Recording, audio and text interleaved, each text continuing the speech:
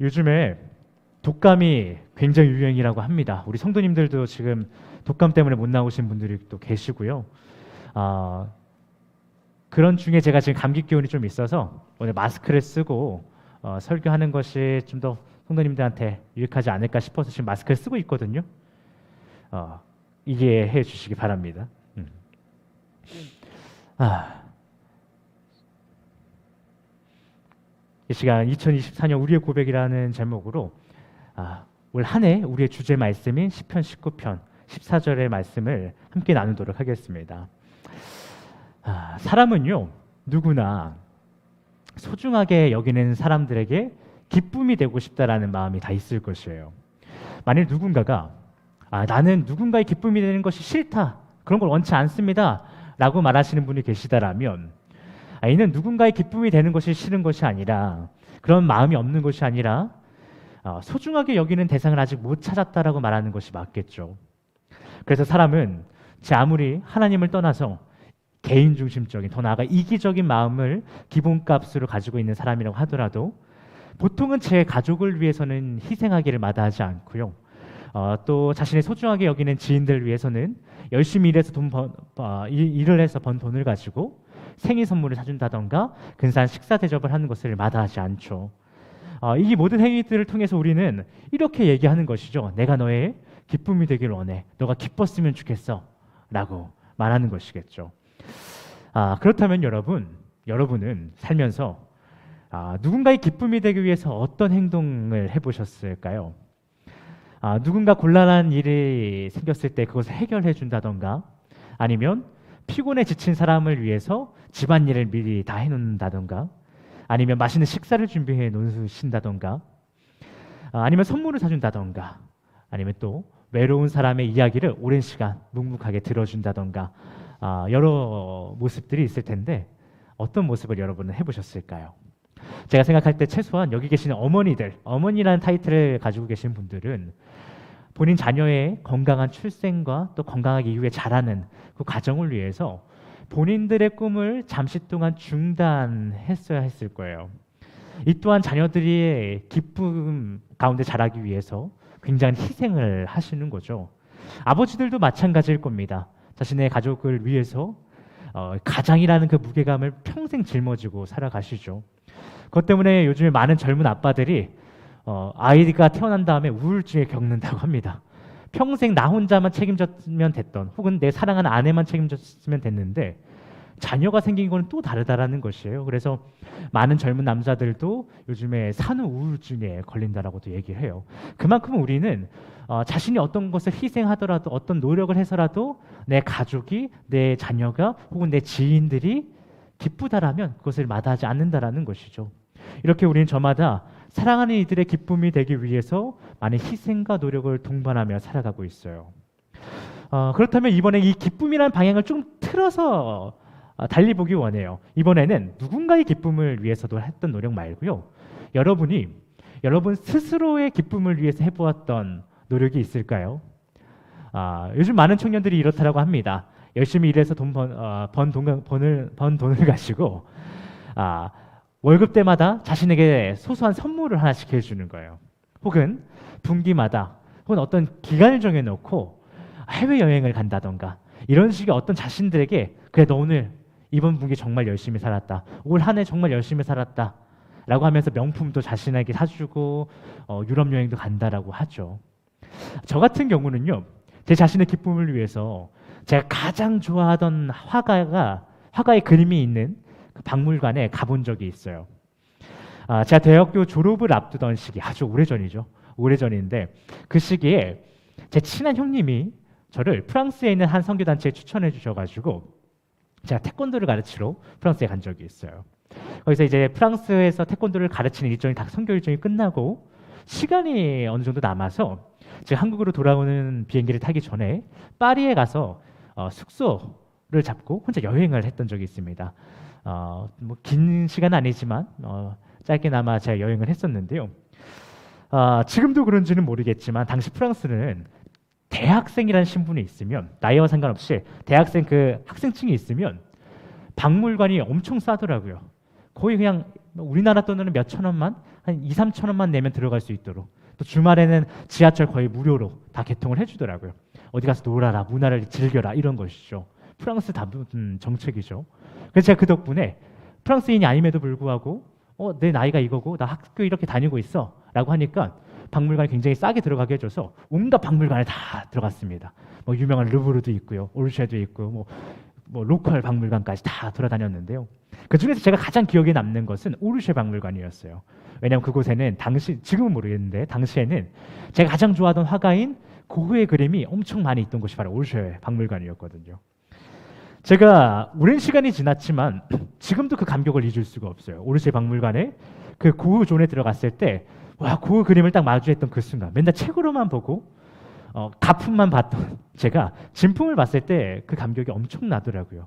고흐의 터치감, 색감이 엄청 났었어요. 그래서 제가 그 고흐 존 한 이만했어요. 이것보다 조금 더 컸어요. 우리 교회 공간보다. 거기 고흐 그림이 쫙 걸려 있는데 거기서 제가 서서 그냥 몇 시간 동안 넋을 놓고 고흐 그림을 계속 봤던 적이 있습니다. 근데 저만 그런 게 아니라 몇 명이 그 몇 시간 동안 같이 넋을 놓고 이렇게 보더라고요. 제가 이렇게 저도 저희 기쁨을 위해서 없는 돈이지만 몇천 원이라도 더 모아가지고 고흐 그림을 한 며칠 동안 계속 봤던 기억이 있는데요. 지금의 저희 이야기를 들으면서 여러분 스스로도 나는 이런 나의 기쁨을 위해서 이런 일을 한번 해봤었지, 이런 적이 있었지라고 한번 떠올려 보셨을 것 같은데요. 이 기쁨이라는 거, 우리가 누군가의 기쁨이 되기 위해서 굉장히 노력도 해봤고 나의 기쁨을 위해서도 노력을 해봤다라면 우리가 이 누군가의 기쁨을 위해서 했다는 그 노력의 방향을 조금 더 틀어보기로 원해요. 이번에 어떻게 틀어보냐 하면 오늘 본문 말씀 19편, 시편 19편 14절을 다시 한번 자세하게 보면서 이 기쁨의 방향을 다시 한번 틀어보기로 원합니다. 한번 읽어볼까요?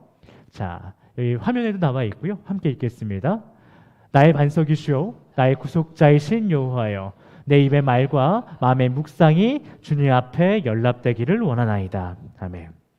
본문에 제가 후반부를 빨간색으로 칠해놨죠. 이 후반부를 보시면 이렇게 고백하고 있어요. 주님 앞에 연락되기를 원하나이다. 이것을 우리가 3등분해서 좀 자세하게 더 살펴보면 좋겠어요. 이런 것이죠. 첫 번째, 주님 앞에 연락되기를 원하나이다. 이렇게 3등분으로 우리가 구분해 볼 수 있을 텐데, 이걸 하나씩 자세하게 살펴보면 첫 번째는요, 주님 앞에.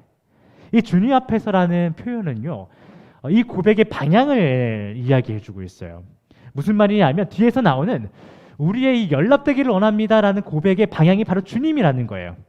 주님, 우리의 그 연락되기를 바라는 마음이 주님을 향한 마음이에요. 주님께 연락되기를 원해요라고 하는 방향을 잡는 방향키와 같은 표현이죠. 주님 앞에라는 표현이요. 그렇다면 2번 연락되기라는 표현은 어떤 의미를 담고 있을까요? 우리가 이 표현 정말 많이 써요. 연락되기를 원합니다. 연락되기를 원합니다. 뭔가 느낌은 알 것 같아요. 연락되기를 원한다, 이런 느낌이지 않을까? 이런 의미이지 않을까 싶을 수 있는데 명확하게 이야기하라고 하면 좀 어려울 수 있을 거예요. 이것을 우리가 한번 자세하게 살펴보면 연락되기를 위한 표현이 라촌이라고 하는 표현으로 사용이 돼요. 언어에서요. 의미는 기쁨입니다. 그러니까 다시 말해서 이런 거예요. 주님 앞에 연락되기를 원합니다라는 표현은요, 내가 주님 앞에 기쁨이 되기 원합니다라는 표현을 하고 있는 것이죠. 우리가 올해 1년 동안 고백해야 될 고백이 주님 앞에 연락되기를 원합니다.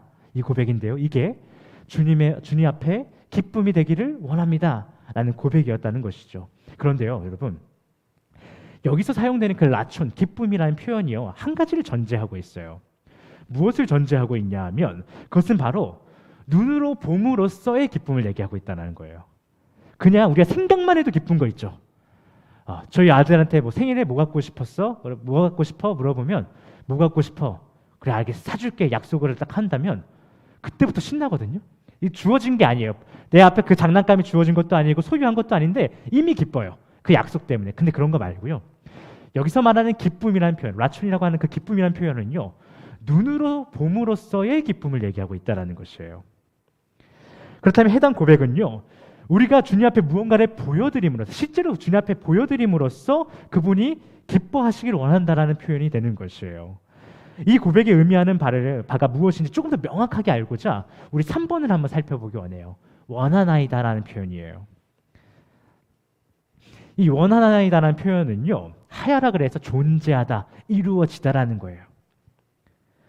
그렇다면 오늘 본문 14절 후반부에 주님 앞에 연락되기를 원합니다라는 표현은 과연 무슨 의미일까요?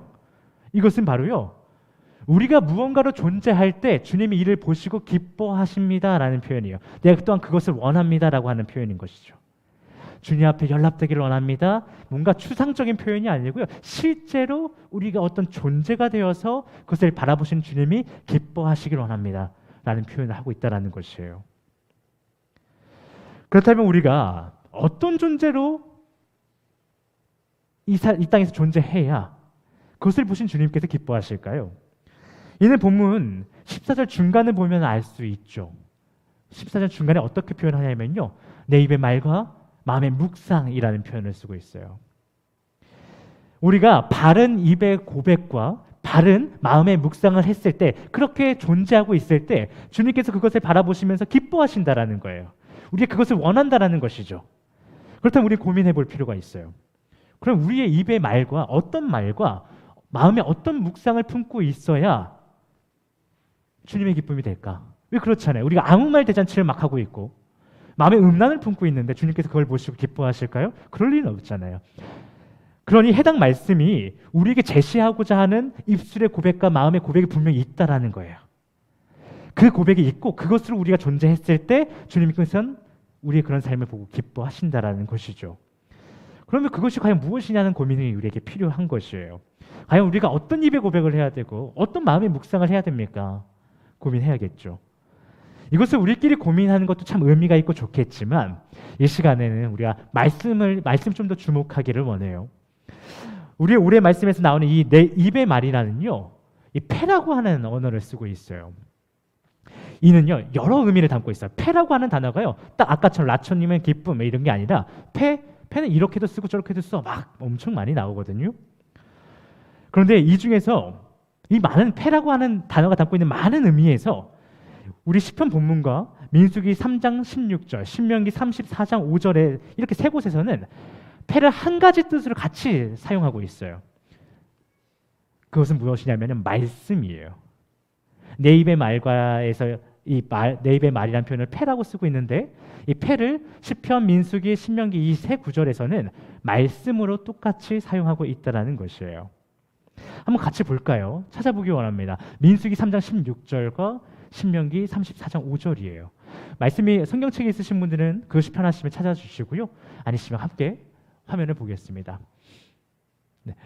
민수기 3장 16절에서는 어떻게 표현하고 있냐 하면 이런 말씀이에요. 모세가 여호와의 말씀을 따라 그 명령하신 대로 계수하니라. 신명기에서는요, 이에 여호와의 종 모세가 여호와의 말씀대로 모압 땅에서 죽어 라고 사용하고 있어요. 오늘 우리 시편과 동일한 의미로 패라고 하는 단어를 사용하고 있는 이 신명기와 민수기 말씀은요, 무슨 의미냐면 여호와의 말씀을 의미하고 있다는 것이에요. 그렇다면 무엇이에요? 이 시편에서요, 내 입의 말과라고 하는 이 표현 또한 무슨 의미로 우리가 추측할 수 있는가? 생각할 수 있는가? 그건 바로 여호와의 말씀이라는 거예요. 자, 집중해 볼까요? 우리 귀여운 아이가 아무리 있더라도, 제가 귀엽지 않지만 저에게 좀 더 집중해 주시면 좋을 것 같아요. 저도 막 보고 싶은데 집중하느라 쉽지 않았습니다. 자, 우리 시편 19편 14절에서 내 입의 말과 동일하게 패를 쓰고 있는 말씀들이 민수기와 신명기가 있는데, 그것들이 다 여호와의 말씀을 쓰고 있다라면 우리 시편 말씀에서도 19편 14절에서도 이 내 입의 말이란 우리가 하고 싶은 말, 사람들이 생각하기에 아름다운 말, 나에게 처해진 상황에 알맞게 사용되는 그런 사회적인 말, 통상적인 말들이 아니라 여호와의 말을 우리 입에 담아야 된다는 것을 얘기하고 있다는 것이에요. 다른 말이 아니에요. 우리의 입에 여호와의 말씀이 있어야 된다는 것이죠. 또한 마음의 묵상이라는 표현을 볼까요? 여기서는 묵상은요, 우리가 잘 생각하고 있는, 익히 알고 있는 그 생각의 묵상이라고 보시면 될 텐데, 마음이라는 표현을 좀 더 자세하게 보기 원해요. 마음은요, 레브라고 하는 표현인데요, 우리 보통 마음 속에서 무엇을 품었다라고 하면 어떤 느낌이 있으세요? 마음으로 생각했다, 품었다. 보통은 우리가 마음이라고 하는 것은 절대적 어떤 구체적인 대상이 있는 것은 아니죠. 그래서 우리가 상상력에 맡겨지는 영역이 되는 것이에요. 그래서 보통은 마음에 어떤 생각이 드세요? 그러면 뇌에, 사실상 뇌죠. 뇌가 어떤 것을 생각하고 있는가로 우리가 많이 수렴을 하죠. 혹은 내 뭔가 좀 더 F에 가까우신 분들은 내 가슴, 이렇게 뭔가 마음, 하트에 뭔가 드는 느낌, 감정을 얘기할 것이고, T 같은 분들은 아니야, 가슴은 생각을 할 수 없어. 생각은 뇌가 하는 거지. 그래서 뇌에 드는 어떤 생각들을 이야기하실 거예요. 그런데 우리가 그런 거 말고요. 성경에서요. 여기서 말하고 있는 이 마음은 무엇인가? 그것은요. 우리의 정서, 우리의 의지, 우리의 지성까지를 포함한 전 인격 가운데의 중심을 얘기하고 있어요. 그러니까 우리가 어딘가 알 수 없는 뇌인가 가슴인가 어딘가에 드는 느낌 말고요. 우리의 정서, 우리의 의지, 더 나아가 우리의 지성, 삶의 전 영역 가운데에 그 중심을 마음이라는 표현으로 대신하고 있다는 것이에요. 즉, 본문이 말하고 있는 내 입의 말과 마음의 묵상이라는 표현은요, 여호와의 말씀이 우리의 영과 생각과 육체의 행위 가운데의 중심이 되신 것을 얘기하고 있는 것이죠. 내 입의 말과 마음의 묵상이라는 표현이 여호와의 말씀이 나의 전 영역의 중심이 되고 있습니다 라는 고백이라는 것이에요. 그러면 14절은 전체적으로 어떤 말을 하고 있는 것일까요? 우리의 본문은요, 여호와의 말씀이 모든 영역의 중심이 되어버린 나의 존재를 주님께서 보시고 기뻐하시길 원합니다 라는 표현을 하고 있다는 것이에요. 여러분, 이것은 굉장히 추상적인 표현들 같지만 사실은 굉장히 직접적이고 구체적인 표현들이라고 생각하시면 돼요. 뭔가 마음의 묵상이라고 하니까 뭔가 따뜻해져야 될 것 같고 막 이런 추상적인 어떤 느낌, 보여지지 않는 모습이 아니고요. 우리가 실제로 어떤 생각을 하고 있는가, 그걸 어떤 행동을 했고 어떤 선택을 하고 있는가, 그 모든 중심 가운데 여호와의 말씀이 보여지고 있는가, 그래야지 그것을 보시는 주님께서 기뻐하십니다 라고 표현을 하고 있는 것이고, 우리의 그런 삶을 보시고 주님이 기뻐하시는 그 모습, 그것을 내가 정말 원해요, 내가 주님의 기쁨이 되길 원해요 라고 표현하고 있는 것이죠. 여러분, 올해 우리 헤이스가 품어야 할 말씀 10편 19편 14절은요 아주 잠시 말씀을 읽는 그 찰나에 드는 느낌과 감정에 따라 야, 이거 말씀 좋은데? 야, 나한테 굉장히 뭔가 눈물이 좀 찔끔 나는데, 울컥하는데, 이렇게 우리가 생각하는 그 순간 찰나의 우리의 그 마음, 감정을 주님 앞에 올려드리겠다라는 고백이 아니라는 것이에요. 그렇게 하나님, 말씀 좋네요. 하나님, 이건 내가 좀 회개해야겠네요 라면서 우리가 마음속으로 품는 그 생각을 주님께서 보시면서 기뻐하신다라는 말씀이 아니라는 것이에요. 그렇게 생각하면 굉장히 곤란한 것이죠. 하나님, 구체적으로 너의 삶의 모든 영역 가운데서 내 말씀이 중심이 됐을 때 내가 기뻐해 라고 말씀하고 계시는 건데, 우리는 맨날 SNS하고 그냥 다른 세상에 많은 관심거리 가운데 취해 있다가 그래 내가 성도인데 말씀 한번 읽어야지. 오야, 역시 말씀 한번 읽으니까 기분이 좋다, 뭔가 편안하다, 좋네요 주님, 이렇게 여기는 그 마음을 주님께서 보고 그래, 너의 마음의 묵상을 내가 받았다, 연락되었다, 이렇게 하신다는 게 아니라는 것이에요. 그럼 굉장히 곤란하다는 것이죠. 그래서요, 우리는 말씀을 굉장히 공부해야 할 필요가 있어요. 집요하게 연구할 필요가 있어요. 우리 여기서 연구해 보신 분들도 많이 계시죠. 논문 써본 분들도 많이 계실 거예요. 그런데 이거 쉽지 않다라는 거 알잖아요. 이거 얼마나 골머리 깨집니까? 이거 마지막 논문 학기 때 한다라고 해서 되는 이런 정도가 아니잖아요. 연구가. 말씀이요, 우리에게 연구의 대상이라는 것이에요. 언제요? 평생이요. 평생 연구해서요, 야 정말 이렇구나 라고 하는 것을 우리가 깨달아가는 과정이 분명히 말씀 가운데 있어야 된다는 것이에요. 전인격 가운데에서 모든 생각과 모든 선택 가운데서 여호와의 말씀이 증거되고 있는가, 중심이 되고 있는가, 이를 위해서 우리는 말씀을 열심히 연구할 필요가 있다는 것이죠. 저는 이 말씀을요, 제일 처음 들었던 것은 10편 19편 14절의 말씀, 제가 처음 접했던 것은 찬양이었어요. 아까 우리가 불렀던 찬양. 근데 되게 아름다운 거예요. 이 선율도 아름답고 고백도 아름다워. 내 입술의 말과 나의 마음의 묵상이 주께 연락되기 원합니다. 야, 이거 되게 좋다. 진짜 찬양 좋다. 어떻게 가사를 이렇게 썼을까? 가사를 어떻게 썼긴요. 시편 말씀 그대로 나온 건데, 말씀 안 읽었던 거죠, 저도. 그래서 찾아보니까 이 말씀이 있더라는 거예요. 그런데 이 말씀을요, 우리가 그냥 보면요, 와, 시적인 표현이 정말 넘쳐나는구나. 왜냐하면 시편 말씀이니까요. 시편 말씀 아름다운 표현들이 넘쳐나죠. 직접적인 표현보다는 우회해서 아름다운 표현들이 많이 있죠. 그래서 이 말씀도요, 내 입의 말과 마음의 묵상이 주님 앞에 연락되기를 원합니다. 이 표현도요, 아름답게 그지 없어요. 그런데요, 이 아름다운 구절을요, 그저 아름답다고 느끼기만 하면 이는 여호와의 말씀을 여러분과 제가 그저 그냥 하나의 예술품으로 여기고 있는 것과 다를 바가 없어요. 혹자는 말하더군요. 어떻게 말하냐면 예술계에 종사했던 분인데 예술품과 공산품의 차이는 과연 뭡니까? 라고 누군가 인터뷰어가 질문한 거예요. 그러니까 이렇게 얘기하더라고요. 예술품과 공산품의 차이는요, 그것이 실용성이 있는가 없는가에 달려 있습니다. 만약 예술품인데 그것이 실용성을 갖는 순간 그것은 예술품이 아니라 공산품입니다. 예술품은 실용성이 없을 때 조금 더 예술적인 가치가 생깁니다. 라는 표현을 쓰시더라고요. 뭐 요즘 현대미술에서는 또 다를 수 있겠고, 뭐 독일 쪽의 어떤 예술에서는 또 다른 개념을 갖고 있지만 보통 정통적인 예술에서는 그런 개념을 갖고 있대요. 절대 실용성이 있으면 안 돼. 그냥 보고 야, 좋다. 이렇게 여길 정도가 돼야 된다는 것이에요. 여러분, 여호와의 말씀은요, 그저 우리가 만지지 마세요, 눈으로만 보세요라고 하는 안내서가 써 있는, 그저 눈으로만 보고 그 순간 감정으로만 소비하는 예술품이 아니라는 것이에요. 여호와의 말씀은요, 공산품이에요. 생필품이고요. 더 나아가서 음식이에요.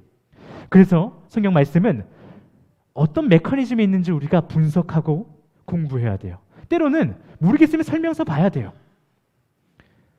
우리 아들 굉장히 이번에 이만한 그 로봇을 받게 됐는데 생일 선물로 모르겠어요. 그냥 대충 감으로 한국인의 특성이 있죠. 설명서 잘 안 보고 일단 해보는데 안 돼요. 그럼 어떻게 해야 돼? 설명서 봐야 되는 거예요. 말씀도요, 모르겠으면 설명서더라도 보고, 그렇게 해서 말씀을 분해도 해보고 합쳐도 보고, 그렇게 해서 알게 된 기능이 하나라도 있다면 우리 삶 가운데 실용성 있게 한번 사용도 해보고, 그렇게 해봐야 되는 것이 바로 여호와의 말씀이라는 거예요. 그렇게 해서 우리의 삶 가운데에 여호와의 말씀으로 인해서 무언가 새롭게 움직여지고 변화되는 경험이 실제로 여러분과 저희 가운데 있어야 된다는 것이죠. 여러분, 제가 아까 말씀드린 것처럼 세계 최고의 예술품이라고 하는 고흐의 그림도요, 그저 바라보고만 있으면, 몇 시간 동안 바라보고만 있으면요, 배고픔을 해결해 주지 못해요. 그냥 몇 시간 서서 바라보고 있는 이 관람객의 아픈 다리를 해결해 주지 못한다는 거예요. 그래서 제가 몇 시간 동안 넋을 놓고 고흐의 그림을 바라보고 있다가요, 배고프니까 어떻게 했냐면요, 그 옆에 음식집에 가서요, 음식을 시켰어요. 다리가 아프니까요, 그 음식점에 편한 의자에 앉아서요, 제 다리를 주물주물 거렸어요. 그러니까 다리가 편해지더라고요. 음식을 시켜서 음식을 먹으니까 배가 고프던 것이 사라지더라고요. 그런데 제가 만약에 고흐 그림 앞에서, 고흐 그림은 너무나도 가치가 있으니까 이게 뭐 몇천억이라는데 보고 있으면 배고픔이 해결될 거야. 다리가 안 아플 거야. 혈액순환이 갑자기 될 거야. 이런 생각을 한다면 이게 정상이겠습니까? 여러분, 우리의 말씀은요, 여호와의 말씀은요, 예술품이 아니에요. 그저 바라보고 잠깐 말씀 좋네, 회개해야겠네, 이렇게 이렇게 여겨야 될 것이 아니라는 것이죠. 이 말씀은요, 설명서라도 보고 분해도 해보고 합쳐도 보고 삶에서 사용도 해보고 하는 공산품이고 생필품이고 음식이라는 거예요. 그렇게 우리에게 경험되어져야 돼요. 야, 말씀이 정말 나의 삶을 바꿔놓네, 나의 아픈 다리를, 나의 아픈 마음을, 나의 어려운 처지를 바꿔놓네, 배고픔을, 갈급함을 해결해주네 라는 경험이 우리에게 있어야 된다는 것이에요. 여러분, 이번 2024년 우리 헤이스는 여호와의 말씀을 더 이상 예술품으로 여기지 않고 공산품이요, 생필품, 더 나아가 음식이라고 여기는 공동체가 됩시다. 그래서 우리 삶의 전 영역이 여호와의 말씀이 중심이 되어서 그 모습을 바라보신 주님께 기쁨을 느낄 수 있도록 해드립시다. 사랑하는 헤이스 패밀리 여러분, Who is my strength? 나의 힘은 누구입니까? 우리의 힘은 누구입니까? 누가 우리의 구원자 되십니까? 그분은 오직 우리의 반석이시고 구속자이신 여호와 하나님입니다. 이 시간 우리가 함께 기도하기 원합니다. 이 시간 기도하실 때요, 나의 힘이 되신 여호와여, 당신의 말씀이 나의 삶의 모든 영역의 중심이 되게 하여 주시옵소서. 그렇게 주님의 기쁨이 되게 하여 주시옵소서. 그로 우리를 당신의 영원한 나라에 들어가게 하여 주시옵소서. 우리 이렇게 함께 기도하며 나아가도록 하겠습니다. 기도하시겠습니다.